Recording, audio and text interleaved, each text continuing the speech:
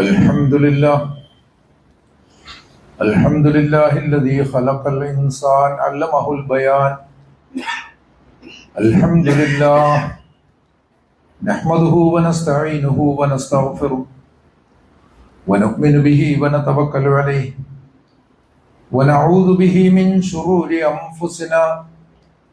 من يهد الله فهو المهتدي ومن يضلل فلن تجد له وليا مرشدا. أشهد أن لا إله إلا الله وأشهد أن محمدا عبده ورسوله أرسله بالحق بشيرا ونذيرا بين يدي الساعة. من يطع الله ورسوله فقد رشد ومن يعصهما فإنه لا يضر إلا نفسه ولا يضر الله شيئا. اللهم صل على محمد وعلى آل محمد كما صليت على إبراهيم وعلى آل إبراهيم إنك حميد مجيد. اللهم بارك على محمد وعلى آل محمد كما باركت على إبراهيم وعلى آل إبراهيم إنك حميد مجيد. أما بعد فإن خير الكلام كلام الله وخير الهدي هدي محمد صلى الله عليه وسلم وشر الأمور محدثاتها وكل بدعة ضلالة. أعوذ بالله من الشيطان الرجيم. وتحسبهم أيقاظا وهم رقود ونقلبهم ذات اليمين وذات الشمال وكلبهم باسط ذراعيه بالوصيد. لو اطلعت عليهم لوليت منهم فرارا ولملئت منهم رعبا. صدق الله. أيها الناس اتقوا الله. അള്ളാഹുവിൻ്റെ വിധികളെയും വിലക്കുകളെയും തികഞ്ഞ സൂക്ഷ്മതയോടെ ജീവിതത്തിൽ പുലർത്തണമെന്നും പാലിക്കണമെന്നും ആദ്യമായി വസിയത്ത് ചെയ്യുകയാണ്. അള്ളാഹു സുബ്ഹാനഹു വ തആല നമ്മെ എല്ലാവരെയും നേർവഴിയിൽ നയിക്കുകയും തഖ്വയിൽ അധിഷ്ഠിതമായ ജീവിതം നയിച്ച് വിജയം വരിക്കുവാനുള്ള തൗഫീഖ് പ്രദാനം ചെയ്യുകയും ചെയ്യുമാറാകട്ടെ. നമ്മുടെ എല്ലാ തെറ്റുകുറ്റങ്ങളും പുറത്തു തന്ന് അവന്റെ ജന്നാത്തുൽ ഫിർദൗസിൽ നമ്മെ എല്ലാവരെയും അവൻ ഒരുമിപ്പിക്കുമാറാകട്ടെ. അസ്ഹാബുൽ കഹ്ഫിനെ സംബന്ധിച്ചുള്ള ചില വർത്തമാനങ്ങൾ കഴിഞ്ഞ ഖുതുബയിൽ പറഞ്ഞിരുന്നു. ഇതിന്റെ ക്രിസ്ത്യൻ ട്രഡീഷനുമായി ബന്ധപ്പെട്ട് കുറേ വിവരണങ്ങളുണ്ട്. ഒരു കൗതുകത്തിന് വേണ്ടി ചിലതൊക്കെ പരിശോധിക്കുന്നത് നന്നായിരിക്കും. ജേക്കബ് ഓഫ് ഷെറൂഗ് എന്നൊരു വലിയ പണ്ഡിതൻ എന്ന് പറഞ്ഞു തിയോളജിയനാണ്, അതോടൊപ്പം അറിയപ്പെടുന്ന കവിയുമാണ്. ഷെറൂഗിലെ ജേക്കബ്. അദ്ദേഹത്തിന്റെ ഒരു പ്രഭാഷണമുണ്ട്, homily on the youths of Ephesus എന്നാണ് അതിന്റെ പേര്. 5-ാം നൂറ്റാണ്ടിലും 6-ാം നൂറ്റാണ്ടിലുമായി ജീവിച്ചിരുന്ന ആളാണ് അദ്ദേഹം. ഈ കഥ വളരെ രസകരമായി പറയുന്നുണ്ട്. കൂട്ടത്തിൽ ഒരു സന്ദർഭം വേണമെങ്കിൽ ഓർമ്മിക്കാം. ദീർഘമായൊരു നിദ്രയാണല്ലോ നമ്മുടെ വിഷയം. അങ്ങനെ ഒരു സുദീർഘമായ നിദ്ര സാഹിത്യത്തിലൊക്കെ മെറ്റഫോറുകളായിട്ട് വന്നിട്ടുണ്ട് എന്നും കാണണം. അത്തരം താരതമ്യങ്ങളും വിഷയത്തിന്റെ കാമ്പ് മനസ്സിലാക്കാൻ നമുക്ക് സഹായകമാണ് എന്ന് വിചാരിക്കുകയാണ്. ഏതായാലും ദെസിയൂസ് സീസറുടെ പെർസിക്യൂഷനിൽ നിന്ന് അകന്നുപോയ യുവാക്കള്, മതപീഡനത്തിൽ നിന്ന് അകന്നുപോയ യുവാക്കള് ഗുഹയിൽ ഉറങ്ങി. ഏകദേശം 2 നൂറ്റാണ്ടുകൾക്ക് ശേഷം എന്നാണ് ഷെറൂഗിലെ യാക്കോബ് പറയുന്നത്. ഏകദേശം 2 നൂറ്റാണ്ടുകൾക്ക് ശേഷം അവരുണരുന്നു.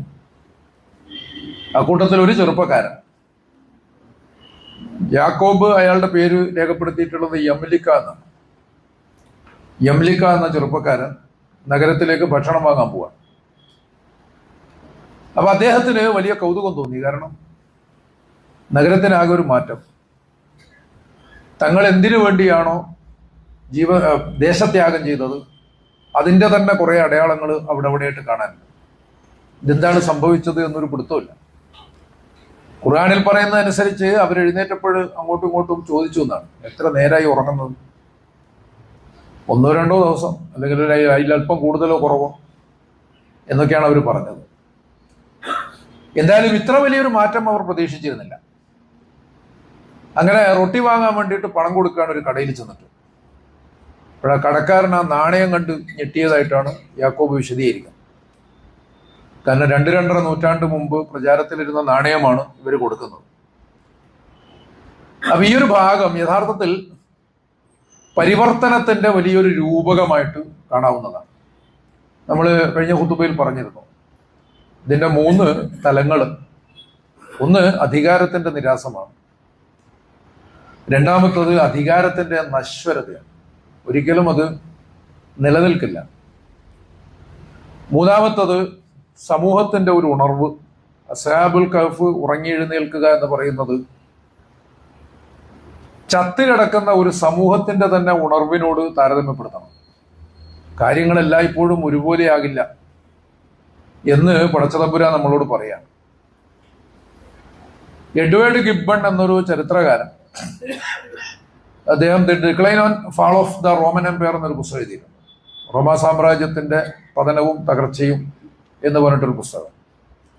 അതിൽ 33-ാം ചാപ്റ്ററിൽ ഇതേ സംബന്ധിച്ച് പരാമർശിക്കുന്നു.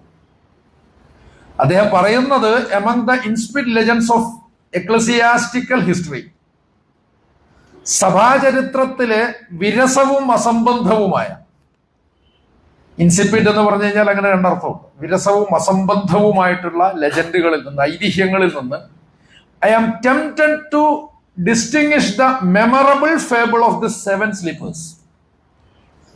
ഉറങ്ങിയിട്ടുള്ള 7 പേർ, 7 സ്ലീപ്പേഴ്സ്. 7 സ്ലീപ്പേഴ്സിന്റെ ഫേബിൾ, ഒരു ചരിത്രകാരൻ എന്ന നിലക്ക് അദ്ദേഹം അതിനെ ഫേബിൾ എന്നേ വിളിക്കുന്നുള്ളൂ.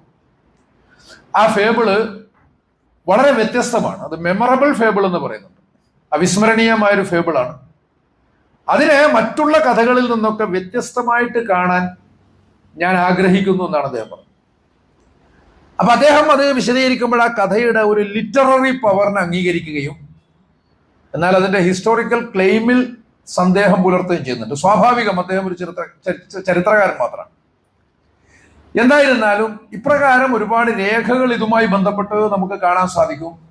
അതെല്ലാം കൂടി ചേർത്ത് വായിക്കുമ്പോൾ വലിയൊരു സാമൂഹിക പരിവർത്തനത്തിന്റെ, ഒന്നാമതായി മാനസിക പരിവർത്തനത്തിന്റെ, രണ്ടാമതായിട്ട് സാമൂഹിക പരിവർത്തനത്തിന്റെ ഒരു ദൃശ്യം നമുക്ക് മുമ്പിൽ തുറക്കുകയും ചെയ്യും. നേരത്തെ സൂചിപ്പിച്ചു, സാഹിത്യത്തിലും ഇങ്ങനെയുള്ള ദീർഘമായ ഉറക്കം മെറ്റഫറായി വന്നത്. ഒരു ഇംഗ്ലീഷ് കഥയുണ്ട്, റിപ്പ് വാൻ വിങ്കിൾ എന്നാണ് എൻ്റെ പേര്. വാഷിംഗ്ടൺ ഇർവിംഗ് എന്ന അമേരിക്കൻ സാഹിത്യകാരൻ എഴുതിയതാണ്. ഇതിന്റെ പശ്ചാത്തലം എന്താണെന്ന് വെച്ചാൽ അമേരിക്കൻ സ്വാതന്ത്ര്യ സമരം. ആദ്യകാലത്ത് അവരുടെ മാതൃരാജ്യമായിട്ടുള്ള ബ്രിട്ടന്റെ വെറും കോളനി മാത്രമായിരുന്നിടത്ത് നിന്ന് അതിൽ നിന്ന് മുക്തി നേടാൻ വേണ്ടിയിട്ട് അവർ നടത്തിയ സമരമാണ് അമേരിക്കൻ സ്വാതന്ത്ര്യ സമരം. അമേരിക്കൻ റവല്യൂഷൻ എന്നും പറയും. അപ്പൊ അതിനൊക്കെ ശേഷമാണല്ലോ ഇന്ന് കാണുന്ന യുണൈറ്റഡ് സ്റ്റേറ്റ്സ് രൂപപ്പെടുന്നത്. എന്തായാലും ഈ സമരത്തിന്റെ ആ ഒരു സമയത്തോ അല്ലെങ്കിൽ അതിന് തൊട്ടു മുമ്പോ റിപ്പ് വാൻ വിങ്കിൾ എന്ന ഒരു കർഷകൻ ഉറങ്ങിപ്പോയി. അയാൾ 10-20 കൊല്ലം കഴിഞ്ഞിട്ടാണ് എണീറ്റത്. എണീറ്റപ്പോൾ അവസ്ഥയാകെ മാറിയിട്ടുണ്ട്, നേരത്തെ കണ്ടതുപോലെയൊന്നുമല്ല. ഇവിടെ ഒരു കമ്പാരിസൺ നല്ലതാണ്. റിപ്പ് വാൻ വിങ്കിളിന്റെ ഉറക്കവും അസ്ഹാബുൽ കഹ്ഫിന്റെ ഉറക്കവും താരതമ്യപ്പെടുത്താവുന്ന ഒന്നല്ല. 20 വർഷത്തെ ഉറക്കവും നൂറ്റാണ്ടുകളുടെ ഉറക്കവും തമ്മിൽ തന്നെ വ്യത്യാസമുണ്ട്. മാത്രവുമല്ല, ഒന്ന് ഒരു ഭാവനയാണ്, മറ്റത് ദൈവീകമായിട്ടുള്ള ഒരു ദൃഷ്ടാന്തമാണ്, അള്ളാഹുവിന്റെ ആയത്താണ്. ഇതൊക്കെ മനസ്സിൽ വെച്ചുകൊണ്ട് തന്നെ നമ്മുടേതായിട്ടുള്ള സാമൂഹിക രാഷ്ട്രീയ പാഠങ്ങൾ കിട്ടാൻ വേണ്ടിയിട്ടുള്ള ഒരു കമ്പാരിസൺ. റിപ്പ് വാൻ വിങ്കിളിൻ്റെത് ഒരു പാസീവ് സ്ലീപ്പിംഗ് ആണ്, വളരെ നിഷ്ക്രിയമായിട്ടുള്ള ഒരു ഉറക്കം. അയാൾ എല്ലാത്തിനും വിട്ടിട്ട് പോയിട്ട് ഉറങ്ങാണ്. രാജ്യത്ത് വലിയ സംഭവം നടക്കുന്നുണ്ടേ. അമേരിക്കൻ റവല്യൂഷൻ എന്ന് പറഞ്ഞാൽ ചരിത്രം സൃഷ്ടിച്ചിട്ടുള്ള ഒരു കാര്യമാണ്. അതിന്റെ സ്മാരകമാണ് ന്യൂയോർക്കിൽ നമ്മൾ കാണുന്ന പ്രതിമ, സ്റ്റാച്യു ഓഫ് ലിബർട്ടി എന്നാണ് അതിന്റെ പേര്. ലോകത്തുള്ള ആ സമര ചരിത്രത്തിൽ ഏറ്റവും പ്രധാനപ്പെട്ട സംഭവങ്ങളിൽ ഒന്നായിട്ട് അടയാളപ്പെടുത്തപ്പെട്ടിട്ടുള്ള വലിയ കുഴപ്പം പുറത്ത് നടക്കുമ്പോൾ ഈ മനുഷ്യൻ ഇതൊന്നും അറിയാതെ ഉറങ്ങാണ്. അങ്ങനെ ഉറങ്ങുന്ന കുറേ മനുഷ്യന്മാരെ നമ്മുടെ കൂട്ടത്തിലുണ്ട്. ലോകത്ത് എന്താ നടക്കുന്നതെന്നൊന്നും അറിയാതെ, ചിന്തിക്കാതെ, ഇതൊന്നും തങ്ങളെ ബാധിക്കുന്നതല്ല എന്ന മട്ടിൽ അങ്ങനെയുള്ളൊരു പാസീവ് സ്ലീപ്പിംഗ്. അതേസമയം അസ്ഹാബുൽ കഹ്ഫ് ഉറക്കത്തിലും ക്രിയേറ്റീവാണ്. ഇതാണ് അതിന്റെ പ്രത്യേകത. വിശുദ്ധ ഖുർആൻ പറയുന്നത്, തഹ്സബുഹും ഐഖാലൻ വഹും റുഖൂദ്. നീ നോക്കുമ്പോൾ അവർ ഉണർന്നിരിക്കുന്നവരാണെന്നാണ് തോന്നുക, അവരുണർന്നിരിക്കുന്നവരാണെന്നാണ് നിനക്ക് തോന്നുക. അതേസമയം അവര് യഥാർത്ഥത്തിൽ ഉറങ്ങുകയാണ്. നീ നോക്കുമ്പോൾ അവർ ഉണർന്നിരിക്കുന്നവരാണെന്ന് തോന്നും, പക്ഷെ അവർ യഥാർത്ഥത്തിൽ ഉറങ്ങുകയാണ്. ആ ഉറക്കത്തിനൊരു സവിശേഷതയാണ്. അപ്പൊ ബദറിന് മുമ്പ് സഹാബാക്കൾക്ക് കിട്ടിയിട്ടുള്ളൊരു ഉറക്കിനെ സംബന്ധിച്ച് പറയുന്നുണ്ട്. ആ ഒരു ഉറക്കം അവരെ പൂർവാധികം ശക്തരാക്കുകയാണ് ചെയ്തത്.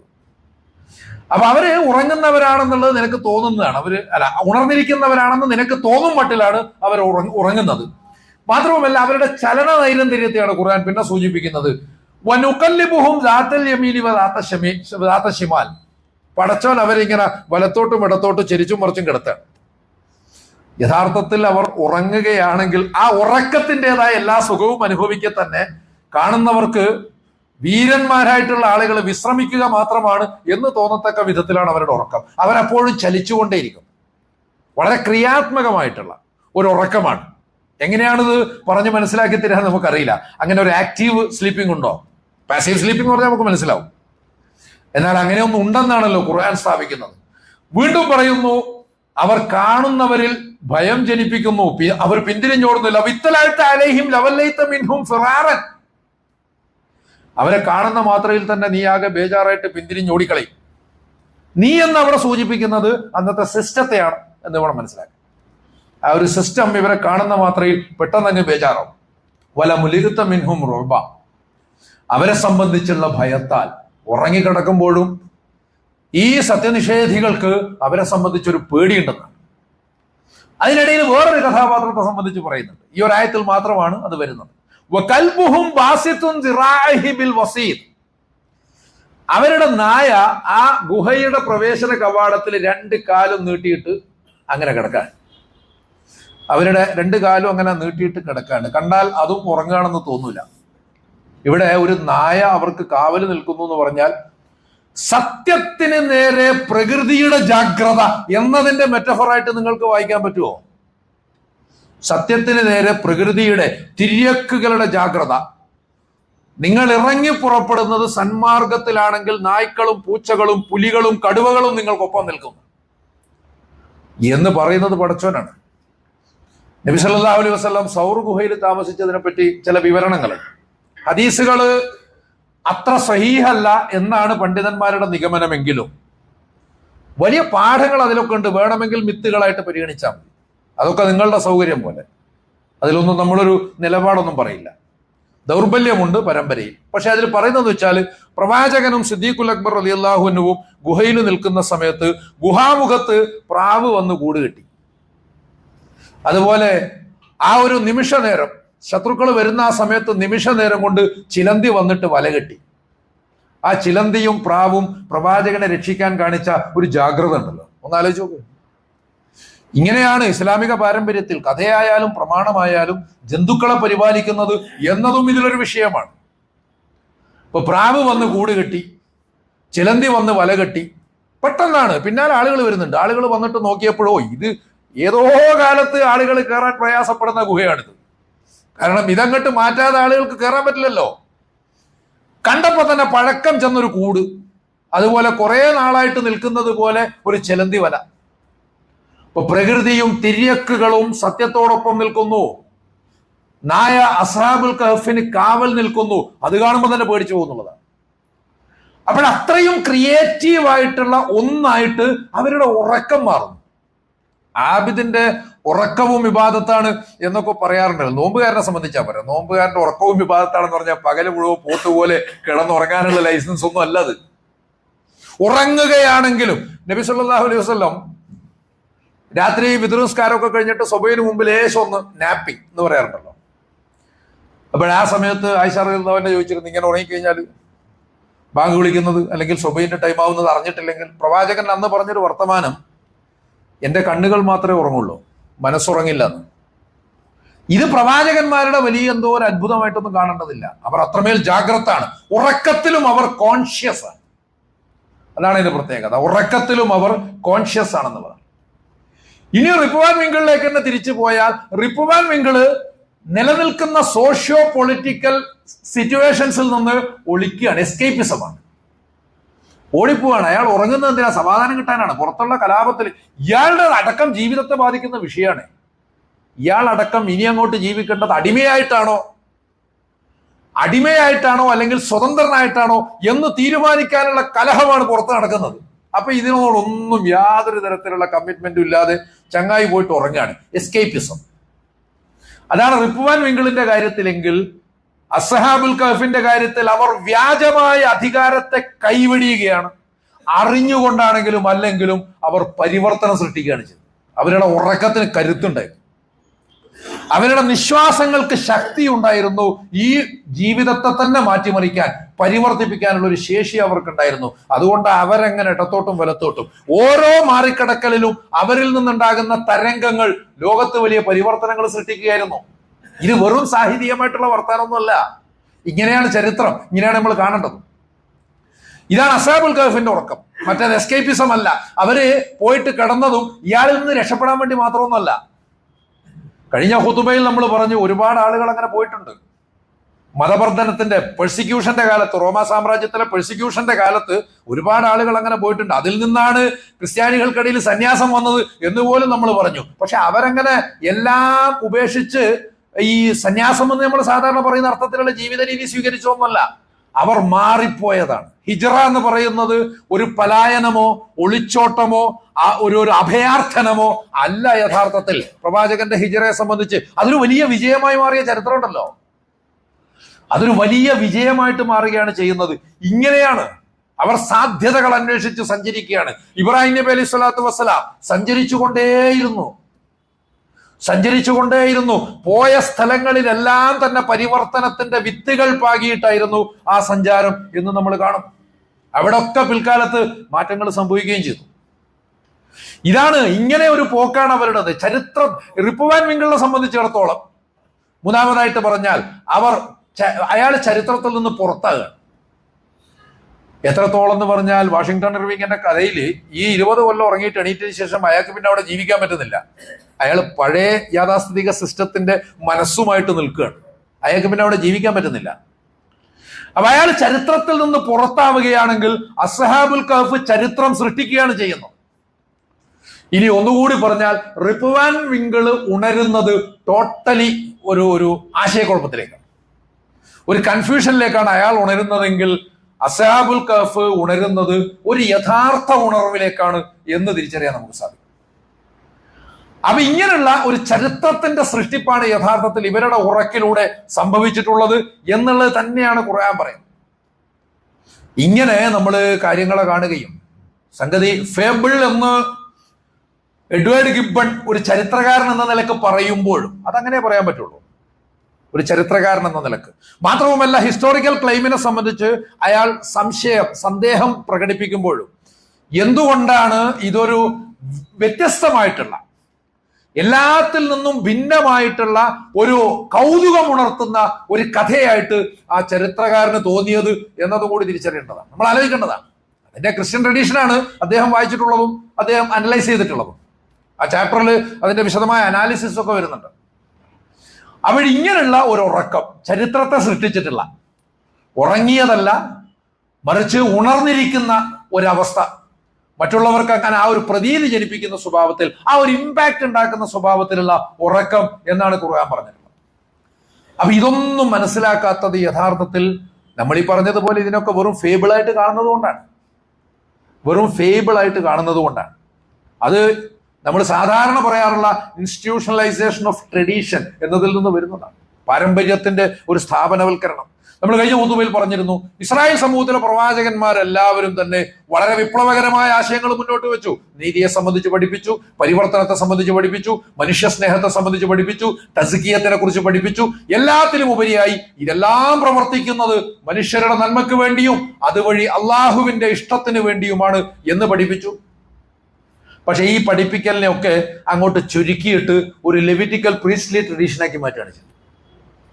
പൗരോഹിത്യത്തിൻ്റെതായ ഒരു ട്രഡീഷനാക്കി മാറ്റുകയാണ് ആ ഒരു പാരമ്പര്യം ചെയ്തിട്ടുള്ളത്. അങ്ങനെ അല്ലാത്തവരുണ്ടാകാം, അതിൽ നിന്ന് പുറത്തു നിൽക്കുന്ന ചിന്തകരുണ്ടാകാം. പഴയ കാലത്തുണ്ട്, പുതിയ കാലത്തും ഉണ്ടായിട്ടുണ്ട് പലപ്പോഴും. ഇപ്പോ തത്വചിന്തകരുടെ ചരിത്രം വെറുതെ ഉദാഹരണമായിട്ട് പറയുന്നതാണ്, വിഷയത്തിന് വല്ലാതെ പ്രസക്തമൊന്നുമല്ല. തത്വചിന്തകരുടെ ചരിത്രം പരിശോധിച്ചാൽ ഒരു ഫ്രഞ്ച് ചിന്തകൻ ദെക്കാർത്ത്, അദ്ദേഹം ഒരു ക്രിസ്തുമത വിശ്വാസിയാണ്. ഈ ചില ആശയങ്ങളിൽ ഇപ്പൊ ത്രിയേകം പോലുള്ളതിലൊക്കെ സന്ദേഹം പ്രകടിപ്പിച്ചിട്ടുണ്ടാവാം. പക്ഷേ അദ്ദേഹം അദ്ദേഹം ഒരു റാഷണലിസ്റ്റാണ്. ദൈവം എന്ന് പറയുന്ന ആശയത്തെയും ആ എക്സിസ്റ്റൻസിനെയും യുക്തിഭദ്രമായിട്ട് സ്ഥാപിച്ചിട്ടുള്ള ഒരാളാണ്. അദ്ദേഹത്തിന്റെ പ്രധാനപ്പെട്ട ആയുധം എന്ന് പറയുന്ന യുക്തിയാണ്. അത് വെച്ചിട്ട് ദെക്കാർത്ത് ഒരിക്കലും യഥാർത്ഥ ക്രിസ്ത്യൻ ട്രഡീഷനെ തള്ളിപ്പറഞ്ഞിരുന്നില്ല. പക്ഷെ അദ്ദേഹത്തെ ക്രിസ്തീയ സഭ പുറത്താക്കി. ക്രിസ്തീയ സഭയിൽ നിന്ന് അദ്ദേഹം പുറന്തള്ളപ്പെട്ടു. ഇതാണ് മനസ്സിലാക്കേണ്ടത്. കാരണം എന്തെന്നാൽ ഈ പറയുന്ന ഒരു എക്ലിസിയാസ്റ്റിക്കൽ സെപ്രമസി എന്ന് നമ്മൾ പറഞ്ഞല്ലോ, ഈ സഭാമേധാവിത്വത്തിൻ്റെതായ ഒരു ആധിപത്യം അവർ തീരുമാനിച്ചാൽ അതാണ് ഇത്തഖദു അഹ്ബാറഹും വറുഹ്ബാനഹും അർബാബം മിൻ ദൂനില്ലാഹ് എന്ന് പറയുന്ന ഒരവസ്ഥയിൽ നിന്ന് ചിന്തകൻ പുറത്താണ്. ടോൾസ്റ്റോയി ക്രിസ്ത്യൻ പാരമ്പര്യം പിന്തുടർന്ന ഒരാളാണ്. പക്ഷെ അദ്ദേഹം ആ ഒരു ട്രഡീഷനിൽ നിന്ന് പുറത്താണ്. അതുപോലെ ബാറൂച്ച് സ്പിനോസ വലിയൊരു ഫിലോസഫറാണ്. അദ്ദേഹം യഹൂദനാണ്. പക്ഷെ ജൂദായിസത്തിന്റെ സങ്കുചിതമായ ട്രഡീഷനിലുള്ള പലതിനെയും ചോദ്യം ചെയ്തയാളാണ്. ശേഷം വന്നിട്ടുള്ള ഈസാ നബിയെയും മറ്റുമൊക്കെ അംഗീകരിക്കുകയും അവരുടെ പ്രിൻസിപ്പിൾസിനോടൊക്കെ ആദരവ് പുലർത്തുകയും ചെയ്തിട്ടുള്ള ഒരാളാണ്. യഹൂദ സഭയിൽ നിന്ന് പുറത്തായാണ്. ഇങ്ങനെ പലതും ഉണ്ട്. പടച്ചോൻ സഹായിച്ചിട്ട് പ്രവാചകൻ സ്ഥാപിച്ചിട്ടുള്ള ട്രഡീഷനിൽ അകത്താക്കാനും പുറത്താക്കാനുള്ള സംവിധാനമൊന്നുമില്ല. എന്നാലും ചിലരൊക്കെ പുറത്താക്കാറുണ്ട്. ഓലെ കാണുമ്പോൾ മുഖം തിരിക്കണമെന്നും സലാം പറഞ്ഞാൽ മടക്കണ്ടെന്നൊക്കെ ഉള്ള ചില വർത്തമാനങ്ങൾ അതവിടെ നിൽക്കട്ടെ. എന്തായിരുന്നാലും ഇങ്ങനെ ഒരു പ്രീസ്ലി ട്രഡീഷൻ മാത്രമാക്കിയിട്ട് മാറ്റുമ്പോൾ ഇതൊക്കെ നമുക്ക് ഫേബിൾ മാത്രമാണ്. അറിവുള്ള ആളുകൾക്ക് ഇതൊന്നും അങ്ങോട്ട് തലേ കയറൂല. നമ്മളിൽ വിശ്വാസികൾ ധാരാളം ഉണ്ടാവും. ഈ വിശ്വാസികൾ അവരുടെ ഭൗതികമായ കലാലയങ്ങളിൽ നിന്നും വിദ്യാലയങ്ങളിൽ നിന്നും നേടുന്ന വിദ്യാഭ്യാസവും അതിലുള്ള വിശകലന രീതിയും ഡിഫറൻ്റ് ആണ്. എന്നാൽ അതിനോട് അവർക്ക് കൂടുതൽ ആകർഷണം തോന്നും. അതാണ് നമ്മുടെ യുക്തിയെ തൃപ്തിപ്പെടുത്തുന്നത്. സ്വാഭാവികം. അങ്ങനെ വരുമ്പോൾ യുക്തിരഹിതമായിട്ടുള്ള ആശയങ്ങൾ വിശ്വസിക്കാൻ മാത്രം കൊള്ളാം എന്ന് പറയുമ്പോൾ നമ്മുടെ ജീവിതത്തിൽ നിന്ന് പുറത്താവും. അതാണ് ഇതിന്റെ പ്രശ്നം. യുക്തിരഹിതമായ ആശയങ്ങൾ വിശ്വസിക്കാൻ മാത്രം കൊള്ളാം. ചിലപ്പോഴവർ വർത്താനമൊക്കെ പറയും, യുക്തി വേറെയാണ് വിശ്വാസം വേറെയാണ്, ഇതിനെ രണ്ടിനും ഒന്നാക്കിക്കൂടെ നമുക്ക്? അതിനുള്ളൊരു ശ്രമമെങ്കിലും നടത്തിക്കൂടെ? യുക്തി വേറെയാണ് വിശ്വാസം വേറെയാണ് എന്ന ഒരു ബൈനറി സൃഷ്ടിച്ചിട്ട് അതിലങ്ങോട്ട് ആശ്വാസം കൈക്കൊള്ളുകയാണ് ചെയ്യുന്നത്. അപ്പൊ അങ്ങനെയൊന്നും വിശകലനം ചെയ്യേണ്ടതില്ല. ഇതൊരു വിശ്വാസം മാത്രമാണ്, വെറും വിശ്വാസം മാത്രമാണ് എന്ന് പറഞ്ഞാൽ യാഥാർത്ഥ്യമല്ലെന്നാണോ ഇതിന്റെ അർത്ഥം? കാര്യങ്ങളെ അങ്ങനെ തന്നെ അനലൈസ് ചെയ്തിട്ട് തന്നെ പഠിക്കണം. അതിന്റെ യാഥാർത്ഥ്യത്തെ സംബന്ധിച്ച്, അതിന്റെ ചരിത്രത്തെ സംബന്ധിച്ച്, അതിന്റെ ശാസ്ത്രീയമായിട്ടുള്ള പരിണാമത്തെ സംബന്ധിച്ച് ഒക്കെയും നമ്മൾ പഠിക്കാനും വിലയിരുത്താനും മനസ്സിലാക്കാനും ഒക്കെ തയ്യാറാവുക എന്നത് പ്രധാനമാണ്. ഇസ്ലാമിന്റെ ട്രഡീഷനിൽ ഇജ്തിഹാദിന് വലിയ പ്രാധാന്യമുണ്ട്. ഇജ്തിഹാദിൽ പ്രമാണങ്ങൾക്കൊപ്പം അഖിലിനും സ്ഥാനമുണ്ട്. അഥവാ യുക്തിക്കും അല്ലെങ്കിൽ ബുദ്ധിക്കും സ്ഥാനമുണ്ട്. മനുഷ്യന്റെ അറിവിന് സ്ഥാനമുണ്ട്. അതേസമയം നമ്മൾ കൈക്കൊള്ളുന്നത് അന്ധമായ തഖ്ലീദാണ്. തഖ്ലീദിന്റെ വിശദാംശങ്ങളിലൊക്കെ വ്യത്യാസം ഉണ്ടാവും. അതുകൊണ്ട് ഒരാൾ മുഖല്ലിദ് ആവാൻ പാടുണ്ടോ ഇല്ലയോ എന്നൊന്നും ചോദിച്ചു കഴിഞ്ഞാൽ നമ്മുടെ അടുത്ത് മറുപടി ഒന്നുമില്ല. ഇപ്പൊ ഒരാള് ഒരു മദ്ഹബ് പിന്തുടരുന്നതിന് തഖ്ലീദ് എന്നാണ് പറയുക. അത് സാങ്കേതികം മാത്രമാണ്, അതല്ല ഇവിടെ ഉദ്ദേശിക്കുന്നത്. അതിനപ്പുറം അന്ധമായിട്ടുള്ള ഒരു അനുധാപനം അതല്ല. അത് കാലികളെ പോലെയാണെന്ന് ഖുർആൻ തന്നെ പറഞ്ഞല്ലോ. ഖുർആൻ തന്നെ പറയുന്നത് പരമ്പരാഗത മതവിശ്വാസികളെ സംബന്ധിച്ച് പറയുന്നത് ഉലായിക കൽ അനാം, അവർ കാലികളെ പോലെയാണ്. പക്ഷെ ഒരു വ്യത്യാസമുണ്ട്. ബൽഹും മദൽ, കാലികള് ലലാലത്തിലല്ല, പക്ഷെ ഇവര് ലലാലത്തിലാണ്. ആ ഒരു വ്യത്യാസമുണ്ട്. കാലികൾക്കുള്ള ഹിദായത്തിന് ഈ അഖില് വേണമെന്നില്ല. അത് നേരത്തെ റെക്കോർഡ് ചെയ്യപ്പെട്ട, അല്ലെ നേരത്തെ കോഡ് ചെയ്യപ്പെട്ടതാണ്, നേരത്തെ എഴുതപ്പെട്ടതാണ്, ഫീഡ് ചെയ്യപ്പെട്ടതാണ്. അതേസമയം മനുഷ്യന്റെ കാര്യം അങ്ങനെയല്ല. അങ്ങനെ നേരത്തെ ഫീഡ് ചെയ്യപ്പെട്ടിട്ടുള്ളതായിട്ടുള്ള സാൻമാർഗിക വിചാരങ്ങളൊന്നുമില്ല. അത് അവൻ കണ്ടെത്തണം. സ്വാഭാവികമായിട്ടും അതിന്റെ യുക്തിയും അവൻ കണ്ടെത്തണം. അവന് മനസ്സിലാവണം. അവൻ അതിനെ അനലൈസ് ചെയ്യണം. യാന്ത്രികമായിട്ട് വളരെ മെക്കാനിക്കലായിട്ട് അതിനെ പിന്തുടർന്നത് കൊണ്ട് കാര്യമില്ല എന്ന് നമ്മൾ പറയില്ല. കാരണം ഖുർആൻ തന്നെ പറയുന്ന കാലത്തിൽ അറാബു ആമന്ന കുല്ലൻ തുഅ്മിനു വലാകിൻ ഖൂലു അസ്ലംന എന്ന് പറഞ്ഞതിന് ശേഷം